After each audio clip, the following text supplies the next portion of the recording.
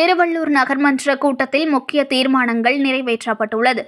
திருவள்ளூர் நகராட்சி அலுவலக வளாக கூட்டரங்கத்தில் நகர்மன்ற குழு சாதாரண கூட்டம் நடைபெற்றது. இந்த கூட்டத்திற்கு நகர்மன்ற தலைவர் உதயமலர் பாண்டியன் தலைமை தாங்கினார். இதில் நகராட்சி ஆணையாளர் தாமோதரன், நகர்மன்ற துணைத் தலைவர் சீசு ரவிச்சந்திரன் ஆகியோர் முன்னிலை வகித்தனர். இதில் நகர்மன்ற உறுப்பினர்கள் Vasanthi Velayudham, V Sumithra Venkatesan, P Neelavathi Panneerselvam, Ambika Rajasekar, Prabhakaran, R Prabhu, Shanthi Gopi, Ayub Ali, Babu, V John, G R. Rajkumar என்ற Thomas, Padmavathi Sridhar, Aruna Jayakrishna, Indira Parasuraman, V Srinivasan, A S. Hemalatha, R Vijayakumar, V M. Kamali, Anandhi Chandrasekar, Vijayalakshmi, S. Dhanalakshmi ஆகியோர் கலந்து கொண்டனர். இந்த கூட்டத்தில் அதிகாரிகளுக்கும் வார்டு உறுப்பினர்களுக்கும் இடையே விவாதம் நடைபெற்றது. திருவள்ளூர் நகராட்சியில் உள்ள 27 வார்டுகளிலும் பொதுமக்களுக்கு தேவையான அடிப்படை வசதிகள் செய்வது குறித்தும் நகர்மன்ற உறுப்பினர்கள் தங்கள் பகுதியில் உள்ள குறைகளை நிவர்த்தி செய்யுமாறு எடுத்துக் கூறினார்கள்.